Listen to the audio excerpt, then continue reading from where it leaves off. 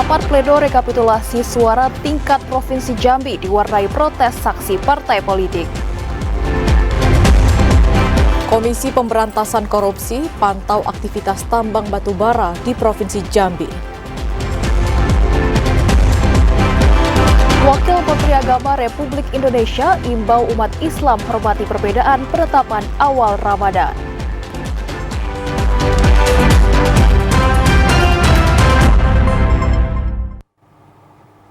Assalamualaikum warahmatullahi wabarakatuh. Terima kasih saudara Anda masih menyaksikan Jambi hari ini, edisi Sabtu 9 Maret 2024. Ya, selain 3 topik utama tadi, tim redaksi kami juga telah menyiapkan sejumlah informasi penting dan menarik lainnya untuk Anda. Bersama saya Septinita. Dan saya Nastasya Laga. Inilah Jambi hari ini selengkapnya.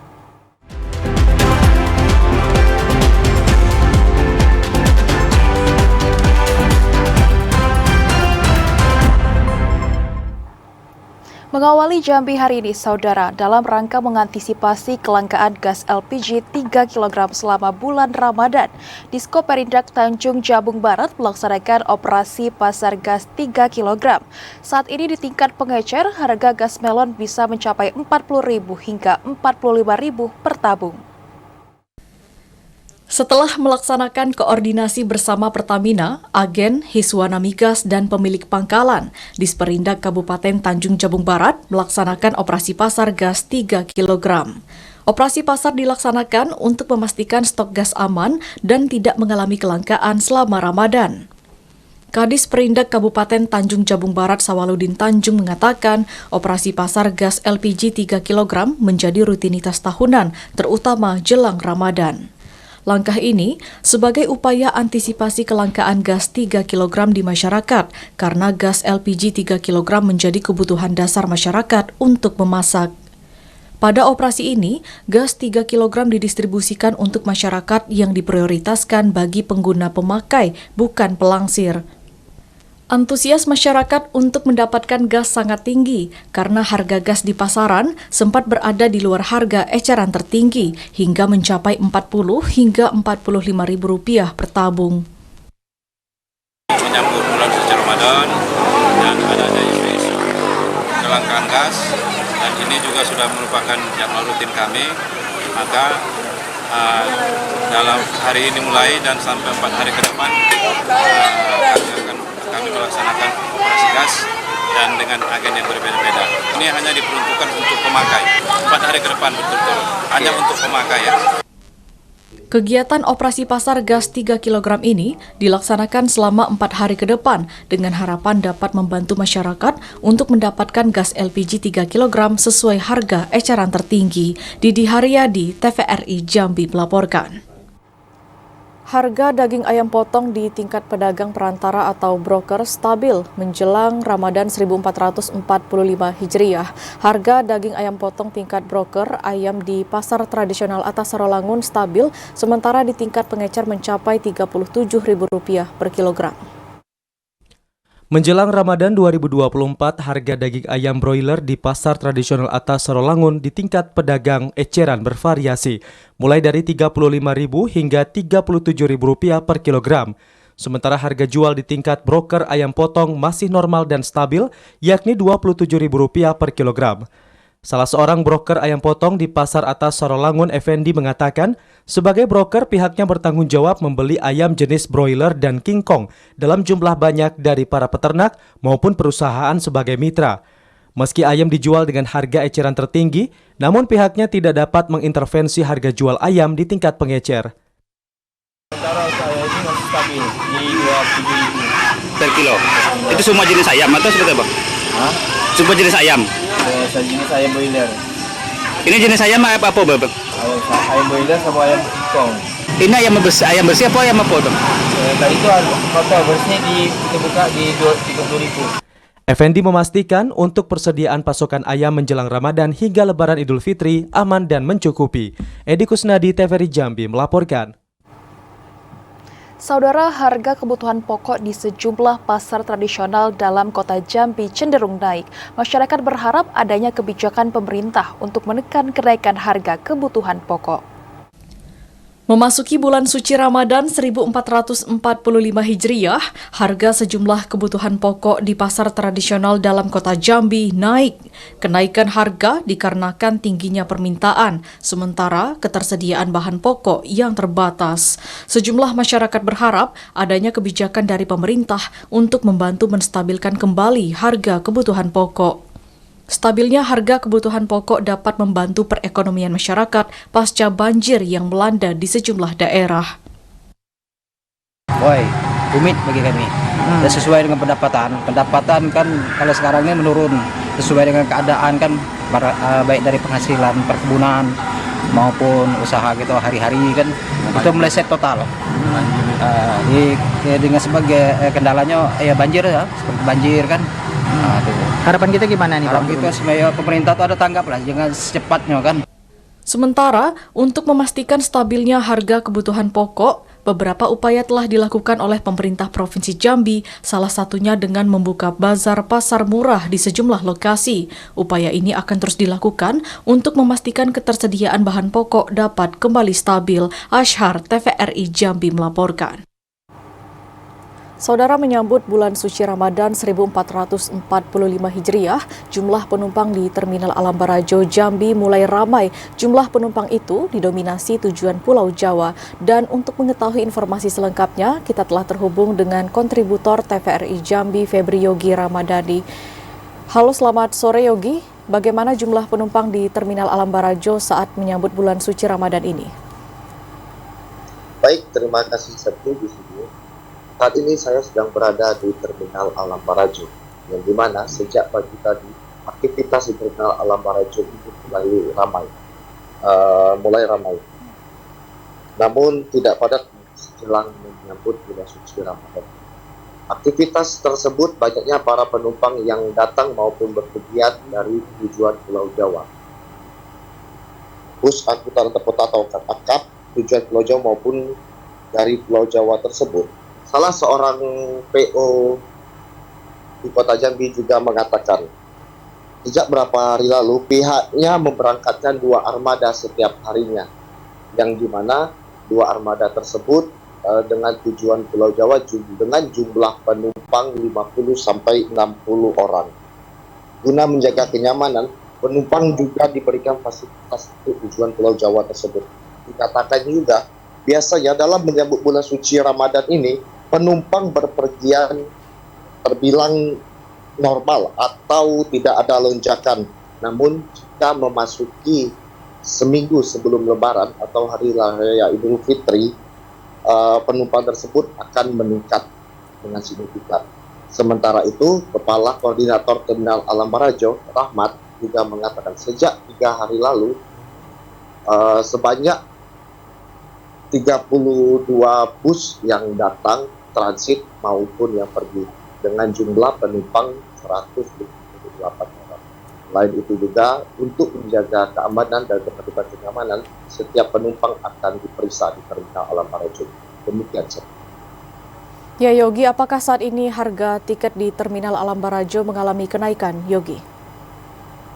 Baik, terima kasih. Dari informasi yang didapatkan, untuk harga tiket saat ini jelang Hari Raya jelang Ramadan maksudnya masih di angka normal, yaitu dari Jambi tujuan Jakarta di kisaran harga Rp430.000, sedangkan untuk tujuan Jawa Barat di harga Rp450.000.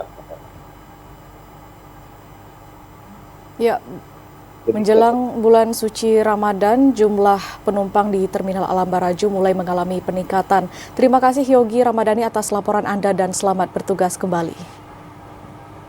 Pemerintah Kota Jambi menerbitkan aturan dan larangan selama bulan suci Ramadan 1445 Hijriah. Salah satunya penutupan tempat hiburan malam untuk menjaga ketertiban dan keamanan masyarakat selama menjalankan ibadah puasa. Pemerintah Kota Jambi menerbitkan surat edaran aturan dan larangan selama bulan suci Ramadan 1445 Hijriah. Surat yang ditandatangani oleh PJ Wali Kota Jambi Sri Purwaningsih tersebut berisi penutupan tempat hiburan malam selama bulan Ramadan. Pelaku usaha baik rumah makan dan lain sebagainya diperbolehkan untuk dibuka, namun wajib ditutup dengan tirai untuk menghargai umat muslim yang menjalankan ibadah puasa. Masyarakat juga diminta tidak makan dan minum di tempat terbuka pada siang hari.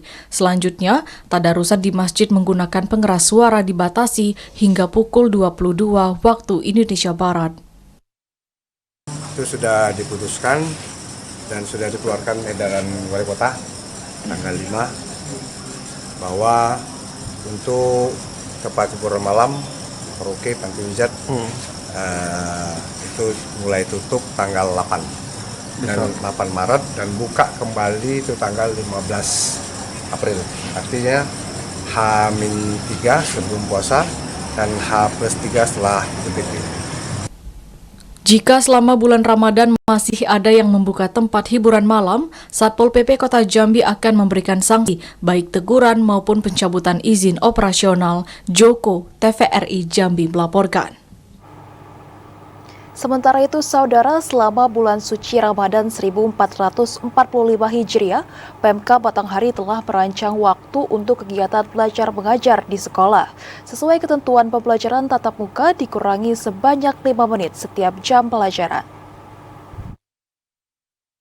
Waktu kegiatan belajar mengajar di sekolah selama bulan Ramadan akan dikurangi berdasarkan hasil ketetapan yang dikeluarkan Dinas Pendidikan dan Kebudayaan Batanghari. Masing-masing satuan pendidikan dari tingkat SD maupun SMP diwajibkan mengurangi waktu pembelajaran sebanyak 5 menit untuk setiap mata pelajaran.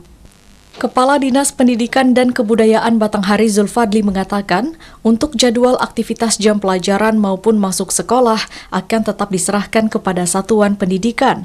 Selain pengurangan jam pelajaran, pemerintah juga telah menetapkan pelaksanaan ekstrakurikuler berupa kegiatan pesantren Ramadan di setiap satuan pendidikan. Kegiatan proses belajar mengajar setiap jam pelajaran itu dikurangi 5 menit. Jadi anak SD itu biasanya 35 menit, menjadi 30 menit. Zulfadli juga mengatakan, dengan adanya kebijakan ini, diharapkan tidak mengurangi efektivitas terhadap belajar mengajar siswa di sekolah, sehingga kurikulum pelajaran dapat terpenuhi. Ade Juniawan, TVRI Jambi melaporkan. Diskanak Kabupaten Sarolangun mengklaim tradisi mantai dapat menjaga stabilitas harga daging menjelang puasa Ramadan. Masih stabilnya harga daging sapi dan kerbau di pasaran diklaim karena adanya tradisi mantai atau megang di sejumlah kecamatan. Kepala Dinas Peternakan dan Perikanan Kabupaten Sarolangun Dul Muin mengatakan saat ini harga daging segar jenis kerbau dan sapi di pasar tradisional atas Sarolangun menjelang Ramadan masih normal dan stabil. Menjelang puasa Ramadan tahun ini, pihaknya telah menyiapkan kebutuhan daging jenis sapi dan kerbau mencapai 141 ekor. Jumlah hewan itu terdapat di sentra peternakan yang ada di sejumlah kecamatan dalam wilayah Kabupaten Sarolangun. Dul Muin menjelaskan tradisi mantai atau mugang dimulai pada hari ini hingga 3 hari ke depan di beberapa kecamatan. Kegiatan yang dilakukan secara turun-temurun ini diklaim mampu menjaga dan menstabilkan harga daging di pasaran. Edi Kusnadi, TVRI Jambi melaporkan. KPK minta anggota dewan yang terpilih tidak terlibat korupsi. Informasi selengkapnya usai jeda, saudara, tetaplah bersama kami.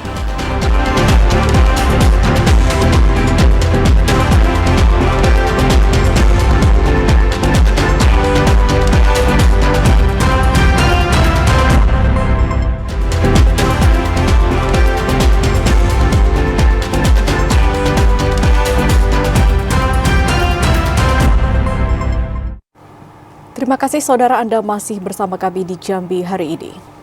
Rapat pleno terbuka rekapitulasi hasil penghitungan perolehan suara dalam pemilihan umum tahun 2024 tingkat Provinsi Jambi diwarnai protes saksi partai politik. Pada hari kedua rekapitulasi ini, baru 1 kabupaten yang selesai sedangkan 2 daerah ditunda. KPU Provinsi Jambi terus melaksanakan rapat pleno terbuka rekapitulasi hasil penghitungan perolehan suara dalam pemilihan umum 2024. Hingga hari kedua, baru 1 kabupaten yang telah menyelesaikan rekapitulasi tingkat Provinsi Jambi, yakni Kabupaten Merangin. Sedangkan 2 daerah lainnya, yakni Kota Jambi dan Kabupaten Sarolangun, ditunda. Anggota KPU Provinsi Jambi Edison mengatakan, 2 daerah yang ditunda tersebut dikarenakan ada protes dari saksi partai politik yang tidak menerima hasil tersebut. Kemudian partai politik mengajukan penyandingan data. Dan yang sudah selesai dilaksanakan adalah KPU Kabupaten Merangin. Sementara KPU Kabupaten Sarolangun dan KPU Kota Jambi di hold untuk sementara sambil mereka menyiapkan beberapa keberatan yang disampaikan oleh saksi. Untuk KPU Kabupaten Sarolangun terkait dengan pencermatan beberapa hasil perolehan suara di beberapa kecamatan yang akan dilakukan pencermatan. Sementara untuk KPU Kota Jambi terkait dengan sinkronisasi data DPK. Saksi partai politik dari PDI Perjuangan Provinsi Jambi, Akmaludin, mengatakan pihaknya menemukan perbedaan data antara C hasil dan D hasil kecamatan sehingga diajukan penyandingan. Kami menemukan data yang berbeda antara C hasil dan D hasil kecamatan. Sehingga malam tadi akhirnya diputuskan untuk dilakukan sandingan data antara yang kami dalilkan di PDI Perjuangan dengan data yang berada di KPU dan Bawaslu. Dari beberapa yang disandingkan, 17 TPS malam tadi yang sudah selesai, maka apa yang kami dalilkan itu semuanya itu adalah betul. Ketua Bawaslu Provinsi Jambi Wen Arifin mengatakan pengajuan penyandingan data atau perbedaan data dapat dilakukan jika saksi partai politik memiliki data yang konkret. Ketika ada keberatan dari saksi partai politik, kita dari Bawaslu itu melakukan pencermatan terhadap keberatan-keberatan tersebut. Sepanjang keberatan itu yang sifatnya adalah adanya perbedaan data dalam proses rekapitulasi berjenjang. Nah, berdasarkan hasil pencermatan ini akan dapat diketahui hasil sementara apakah pencermatan itu memang datanya benar atau tidak. Yang kedua, jika memang benar, apakah bisa diselesaikan dengan pencermatan yang telah dilakukan. Meski rekapitulasi Kabupaten Sarolangun dan Kota Jambi ditunda dan sedang dilakukan penyandingan data, namun KPU Provinsi Jambi terus melanjutkan rekapitulasi untuk kabupaten kota lainnya. Andri Wijaya, TVRI Jambi melaporkan. Sementara itu, Saudara, Komisi Pemberantasan Korupsi memantau aktivitas tambang batubara di Jambi. Hal itu guna memastikan tidak adanya aktivitas tindak pidana korupsi dari aktivitas tambang yang dapat merugikan negara. Komisi Pemberantasan Korupsi memantau aktivitas tambang batubara di Provinsi Jambi. Pemantauan itu guna memastikan tidak adanya aktivitas tindak pidana korupsi hingga mengakibatkan kerugian negara dari aktivitas tambang tersebut. Wakil Ketua KPK Johannes Tanak mengatakan, selain memfokuskan pencegahan tindak pidana korupsi ke daerah, KPK turut memantau langsung sejumlah aktivitas tambang di seluruh Indonesia, salah satunya aktivitas tambang batubara di Provinsi Jambi. Jika ditemukan adanya indikasi merugikan perekonomian negara, KPK akan melakukan penyelidikan hingga penyidikan dari perkara tersebut. Kalau itu kan kita tetap melakukan penyelidikan, apakah suatu perbuatan yang dilakukan itu oleh masyarakat merugikan keuangan negara atau tidak, atau perekonomian negara atau tidak. Kalau memang itu merugikan keuangan negara atau perekonomian negara, maka tentunya KPK akan meningkatkan proses penyelidikan itu menjadi tahap penyidikan dan kemudian menentukan siapa tersangkanya. KPK juga turut mengharapkan peran serta masyarakat apabila ditemukan adanya indikasi tindak pidana korupsi dapat melaporkan kejadian tersebut ke petugas. Ashar, TVRI Jambi melaporkan. Sementara itu, Saudara, KPK mengimbau kepada seluruh anggota Dewan yang terpilih untuk tidak terlibat kasus korupsi. Hal itu guna memastikan tidak ada lagi kasus korupsi yang terjadi sebelumnya hingga menjerat sejumlah anggota Dewan di Provinsi Jambi. Pesta demokrasi pemilihan umum yang diselenggarakan oleh KPU telah selesai dilaksanakan. Meski masih dalam proses rekapitulasi, namun sejumlah kandidat di pesta demokrasi tersebut telah mengetahui hasil surat suara sementara yang diperoleh. Wakil Ketua KPK Johannes Tanak mengimbau kepada seluruh anggota Dewan yang terpilih untuk tidak terlibat aksi tindak pidana korupsi hingga mengakibatkan kerugian negara. Para wakil rakyat diharapkan menjalankan tugas secara baik dan benar sehingga tindak pidana korupsi yang sempat terjadi dan menjerat sejumlah mantan anggota DPRD Provinsi Jambi tidak terulang kembali. Yang dituntut oleh KPK, kita berharap di Provinsi Jambi ini tidak ada lagi pelaku-pelaku tindak pidana korupsi. Cukup banyak seluruh anggota DPR dulu itu DPRD provinsi yang kita jebloskan dalam penjara, dan mereka ada yang sudah selesai sidang dan sudah dieksekusi, dan ada yang masih dalam proses. Sebelumnya, KPK telah menetapkan puluhan mantan anggota DPRD Provinsi Jambi sebagai tersangka kasus tindak pidana korupsi. Para mantan anggota DPRD Provinsi Jambi tersebut terjerat kasus korupsi pengesahan RAPBD Jambi pada tahun 2016-2017 hingga di tahun 2017-2018. Ashar TVRI Jambi melaporkan. Saudara, sidang disertasi calon doktor di Fakultas Hukum Universitas Jambi menarik perhatian seorang wakil ketua KPK. Pada disertasinya, sang calon doktor memberikan solusi mengatasi korupsi di bawah 100 juta rupiah. Program studi Doktor Ilmu Hukum Fakultas Hukum Universitas Jambi Unja menggelar sidang promosi doktor di Gedung Program Magister Ilmu Hukum Universitas Jambi. Promovendus Filpan Fajar Darmawan Laya mengangkat tugas akhir disertasinya dengan judul penyelesaian di luar pengadilan terhadap tindak pidana korupsi dengan kerugian negara yang kecil dalam perspektif ius constituendum. Di depan tim penguji, calon doktor ini memberikan sejumlah solusi dalam mengatasi tindak pidana korupsi di bawah nominal 100 juta. Menurutnya, penanganan tindak pidana korupsi bukan hanya semata menghukum para koruptor, namun juga memulihkan keuangan negara. Berdasarkan penelitiannya, penyidikan hingga proses sidang untuk satu kasus korupsi dapat menghabiskan biaya hingga 250 juta. Kasus korupsi di bawah 100 juta juga tentunya menambah jumlah pengeluaran negara. Sidang disertasi turut dihadiri Wakil Ketua KPK Johannes Tanak. Kita harus memahami roh dari penanganan di luar pengadilan ini, bagaimana pengembalian kerugian negara itu justru lebih bermanfaat daripada penanganan kasus. Contoh, untuk menangani suatu perkara dari tingkat penyidikan hingga penuntutan dan eksekusi, itu kos biaya negara yang dikeluarkan untuk satu perkara itu 250 juta. Sedangkan terkadang kita menghadapi dilema penanganan perkara yang kerugian negaranya di bawah dari 250, contoh 50 juta, sehingga kita buat mekanisme adanya ruang untuk pengembalian kerugian negara. Ini pertama mensupport yang Pak Filpan sebagai salah satu pimpinan pada saat saya sebagai Kepala Kejaksaan Tinggi di sini, yang kemudian saya juga membimbing beliau pada saat akan membuat judul disertasi. Saya mengatakan, kamu ambil judul ini saja, kemudian kembangkanlah judul disertasi itu. Kemudian saya mensupport juga, saya juga ingin mendengar apa sih yang ada di dalam uraian disertasinya terkait dengan pemberantasan korupsi. Filpan berharap para koruptor diberi sanksi pengembalian kerugian negara, namun juga diberi sanksi sesuai undang-undang sebagai efek jera.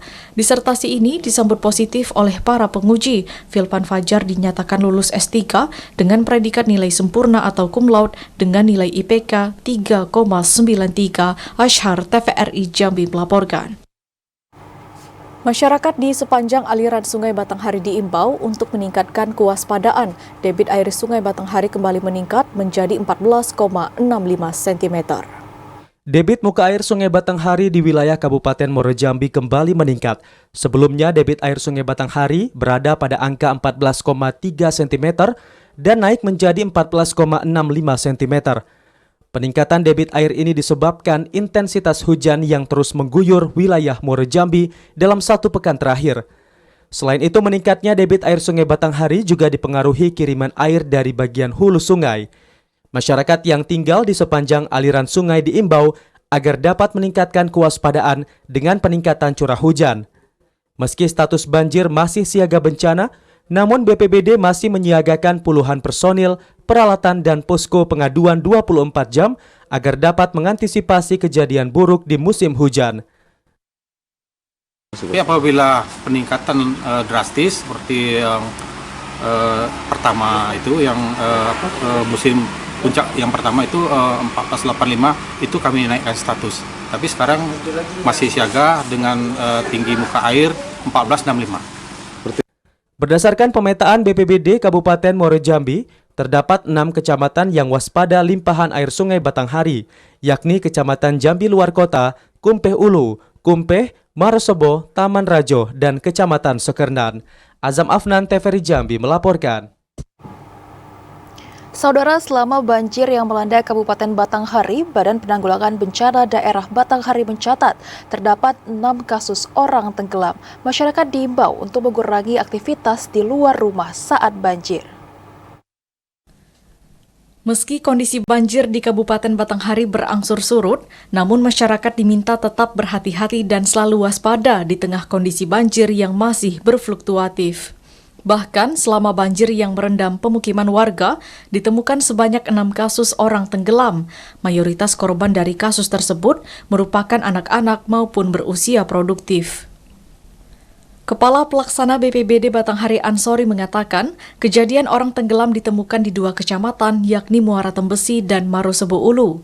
Pemerintah juga berharap masyarakat mengurangi kegiatan atau aktivitas berenang di tengah banjir, mengingat arus dari luapan sungai cukup deras dan dapat membahayakan keselamatan masyarakat. Ini ada 6 korban mengalami meninggal di sebanyak 6 orang. Dari Kecamatan Marosebo Ulu itu ada 5 orang.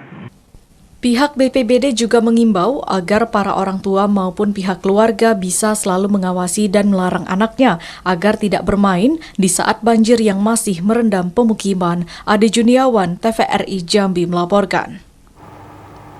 PJ Bupati Muaro Jambi Bahyuni Deliansyah membuka Musrenbang RKPD tahun 2025. Informasi selengkapnya akan kami hadirkan usai jeda. Tetaplah bersama kami di Jambi hari ini.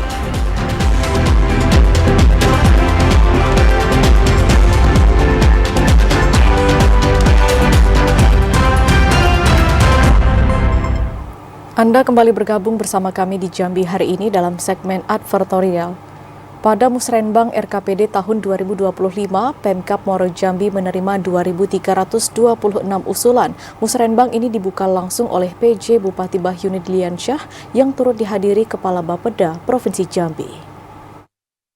Setelah menyelesaikan berbagai tahapan rencana kerja pembangunan daerah RKPD, pemerintah Kabupaten Muaro Jambi pada Jumat siang menggelar musyawarah perencanaan pembangunan RKPD tahun 2025. Musrenbang dibuka penjabat Bupati Muaro Jambi Bahyuni Deliansyah. Ia mengatakan ada 3 aspek yang menjadi prioritas pembangunan Pemkab Muaro Jambi ke depannya, di antaranya infrastruktur, peningkatan sumber daya daerah, dan peningkatan produktivitas daerah melalui tahapan yang ketat. Menjaring aspirasi melalui penginputan pada sistem informasi pembangunan daerah, ada 2.326 usulan dari tingkat desa dan kecamatan. Bahyuni Deliansyah berharap RKPD tahun 2025 dapat menjadi dasar pembangunan pemerintah Kabupaten Muaro Jambi. Yang masuk dari masyarakat melalui desa, kecamatan, hari ini kita bilang. Nanti kita lihat sesuai dengan arahan provinsi, supaya nanti pembangunannya sinkron antara kabupaten dengan provinsi. Dan Provinsi Jambi juga tadi mengatakan melalui Ketua Bapeda bahwa angka kemiskinan kita juga turun. Itu yang pertama yang membuat saya agak sedikit bergembira. Bahyuni Deliansyah mengapresiasi pertumbuhan ekonomi Kabupaten Muaro Jambi yang jauh meningkat di angka 6,28%. Capaian indeks pembangunan manusia meningkat dari 68,34% menjadi 71,4% pada tahun 2023. Selanjutnya angka kemiskinan menurun menjadi 4,43% di tahun 2023, pada 1 tahun sebelumnya di angka 4,47%. Azam Afnan, TVRI Jambi melaporkan. Saudara, bertepatan dengan hari ulang tahun Desa Muntialo ke-12, Bupati Tanjung Jabung Barat memberikan bantuan kepada para korban banjir di Kecamatan Betara. Selain korban banjir, bantuan juga diberikan kepada anak-anak yang mengalami stunting. Bupati Anwar Sadat menghadiri peringatan Hari Ulang Tahun Desa Muntialo di Kecamatan Betara. Selain menghadiri kegiatan tersebut, sebagai bentuk kepedulian dan dedikasi terhadap warga terdampak banjir, pemerintah Kabupaten Tanjung Jabung Barat juga memberikan bantuan kepada korban banjir di Kecamatan Betara. Bantuan diberikan kepada masyarakat Desa Muntialo, Serdang Jaya, Pematang Lumut, dan Lubuk Terentang. Selain bantuan korban terdampak banjir, Bupati juga memberikan bantuan kepada anak-anak yang mengalami stunting. Bupati Tanjung Jabung Barat Anwar Sadat mengatakan, pemerintah memiliki komitmen dalam mendukung berbagai aspek bagi kesejahteraan masyarakat. Bantuan yang diberikan diharapkan bisa meringankan beban warga terdampak banjir dan proses pemulihan kesehatan anak-anak stunting. Anomali cuaca yang terjadi akhir-akhir ini, masyarakat diminta harus tetap waspada karena cuaca tidak dapat diprediksi. Sewaktu-waktu banjir bisa kembali terjadi dan suhu panas yang tinggi bisa menyebabkan kebakaran baik lahan perkebunan maupun lahan permukiman. Atas nama pemerintah daerah Bupati Kabupaten Tanjung Jabung Barat mengucapkan selamat ulang tahun Desa Muntialo ke-12. Ya, mudah-mudahan bisa lebih bersinergi masyarakat untuk melahirkan gagasan-gagasan kreatif inovasi. Mudah-mudahan insya Allah ke depan desa Muntialo semakin hari semakin maju dan semakin berkembang, dan mudah-mudahan bisa menjadi contoh ya bagi desa-desa lain dalam rangka mengembangkan potensi-potensi yang ada di desa Muntialo ini. Musibah banjir yang menimpa warga merupakan ujian dari Yang Maha Kuasa. Masyarakat harus tetap bersyukur musibah banjir ini telah membangkitkan sifat toleransi dan kegotong royongan, membantu sesama dalam menghadapi berbagai masalah dan tantangan. Didi Haryadi, TVRI Jambi melaporkan. Pemkab Bungo menggelar doa dan zikir bersama menyambut bulan suci Ramadan 1445 Hijriah. Bupati Mashuri mengimbau masyarakat agar menjaga kerukunan dan toleransi selama menjalankan ibadah puasa Ramadan. Dalam rangka menyambut bulan suci Ramadan 1445 Hijriah, pemerintah Kabupaten Bungo bersama unsur Forkopimda, ASN, dan masyarakat menggelar doa dan zikir serta syukuran.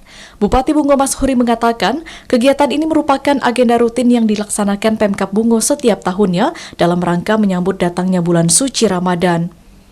Sebelum puasa, umat muslim diwajibkan untuk saling bermaaf-maafan dan bersilaturahmi. Saling memaafkan merupakan pintu keberkahan menuju takwa, agar umat muslim yang menjalankan ibadah puasa dapat terintegrasi dengan seluruh amaliyah Ramadan. Malam hari ini kita mengundang masyarakat untuk datang berdoa bersama dalam rangka menyambut bulan suci Ramadan. Kita saling bermaaf-maafan, kami juga menyampaikan selamat menjalankan ibadah puasa. Mudah-mudahan umur kita disampaikan oleh Allah Subhanahu wa Ta'ala dan kita bisa melaksanakan ibadah puasa tahun ini dengan baik. Mashuri juga mengimbau masyarakat agar menjaga kerukunan dan toleransi selama menjalankan puasa Ramadan. Mashuri juga meminta masyarakat agar tidak terlalu larut dalam informasi kenaikan harga sembako. Saat ini, Pemkab Bungo telah melakukan berbagai upaya antisipasi kenaikan harga sembako dengan melakukan operasi pasar murah di setiap kecamatan dengan satu kelurahan satu titik. Mukhriandi, TVRI Jambi melaporkan. Saudara, usai jeda kami akan kembali dengan sejumlah informasi lainnya. Di antaranya, jelang Ramadan sejumlah umat muslim di Jambi melakukan tradisi ziarah ke makam keluarga.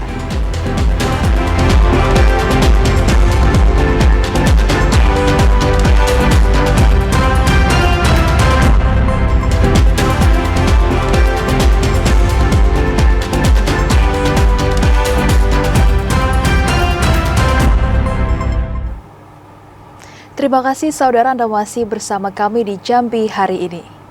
Saudara Wakil Menteri Agama Republik Indonesia Saiful Rahmat Dasuki melakukan kunjungan kerja ke Provinsi Jambi. Dalam kunjungannya, Saiful Rahmat Dasuki mensosialisasikan pentingnya toleransi dan kerukunan antar umat beragama melalui pemahaman moderasi beragama.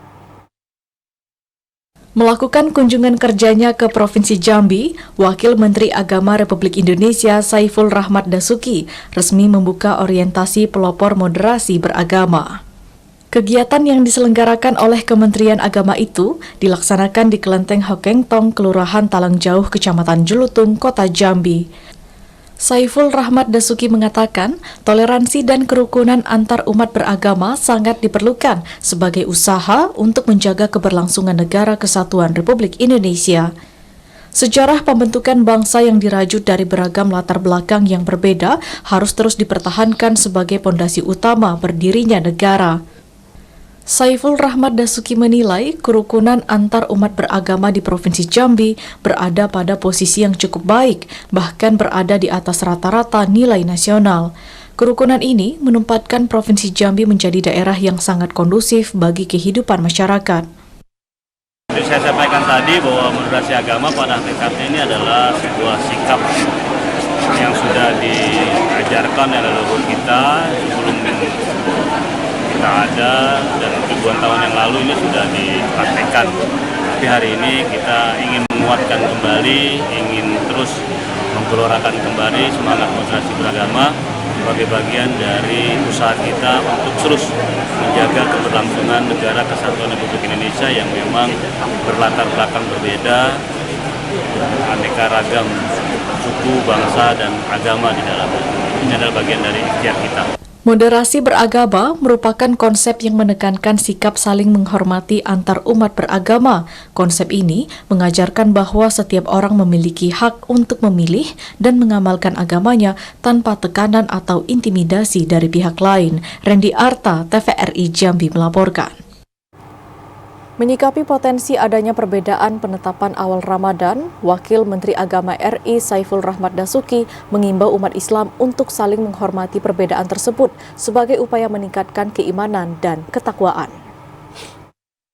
Menanggapi potensi adanya perbedaan penetapan awal Ramadan 1445 Hijriah, Wakil Menteri Agama Republik Indonesia Saiful Rahmat Dasuki mengimbau umat Islam untuk saling menghormati perbedaan penentuan awal Ramadan.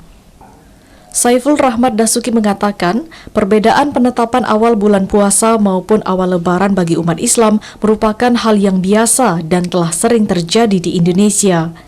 Perbedaan yang harus disikapi dengan toleransi ini menjadi rahmat dan merupakan bagian dalam memperkuat persatuan dan kesatuan umat Islam. Dengan saling menghormati perbedaan jatuhnya awal Ramadan, pelaksanaan puasa diharapkan menjadi momen spiritual yang semakin meningkatkan keimanan dan ketakwaan. Saiful Rahmat Dasuki mengajak umat Islam untuk mengisi Ramadan dengan khusyuk dan hikmat. Selain itu, pelaksanaan ibadah Ramadan di rumah-rumah ibadah diharapkan dapat mempedomani Surat Edaran Menteri Agama Nomor 1 Tahun 2024. Perbedaan ini memang sesuatu yang tidak bisa kita hindari, dan kita sudah sering mengalami hal ini, perbedaan penetapan 1 Ramadan maupun 1 Syawal. Ya, perbedaan ini kita anggap sebagai rahmat, kita sikapi dengan saling menghargai, saling menerima, tentunya adalah bagian dari memperkuat keimanan dan ketakwaan kita. Kementerian Agama baru akan menetapkan awal Ramadan 1445 Hijriah setelah menggelar sidang isbat pada 10 Maret 2024. Randy Arta, TVRI Jambi melaporkan. Saudara, sejumlah umat muslim di Jambi melakukan tradisi ziarah ke makam keluarga. Sejumlah tempat pemakaman umum atau TPU di kota Jambi kini mulai ramai dikunjungi peziarah. Tradisi ini rutin dilakukan umat muslim menjelang bulan suci Ramadan.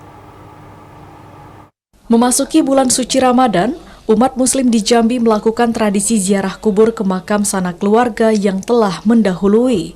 Ziarah kubur ini merupakan salah satu tradisi khas masyarakat Provinsi Jambi untuk mendoakan keluarga yang telah mendahului. Salah satu tempat pemakaman umum atau TPU yang mulai dipadati para peziarah, yakni TPU di Jalan Muhammad Haji Tamrin, Kecamatan Pasar, Kota Jambi. Sejak pagi hingga siang hari, pemakaman umum Kebun Jahe ini terus dipadati oleh para peziarah yang datang silih berganti. Peziarah tampak membersihkan kuburan keluarga dari semak dan rerumputan. Peziarah juga terlihat memanjatkan doa serta menabur bunga di pusara makam. Sejumlah peziarah mengatakan kegiatan bersih-bersih dan doa di pemakaman jelang Ramadan ini sudah menjadi tradisi setiap tahunnya.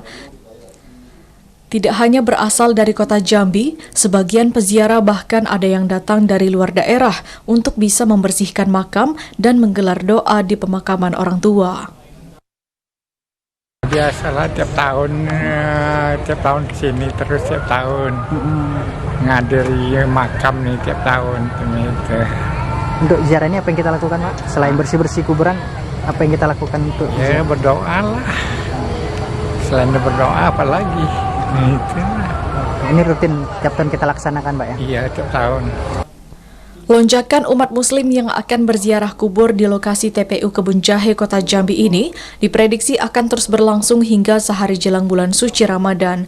Selain mengajarkan kita untuk selalu mengingat orang tua dan anggota keluarga yang telah meninggal, tradisi ziarah kubur jelang Ramadan ini juga mengajarkan umat muslim agar selalu ingat akan kematian. Ashar, TVRI Jambi melaporkan.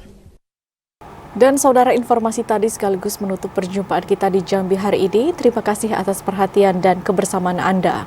Saya Septidita. Dan saya Anastasia Laga bersama seluruh kerabat kerja yang bertugas pamit undur diri. Wassalamualaikum warahmatullahi wabarakatuh dan sampai jumpa.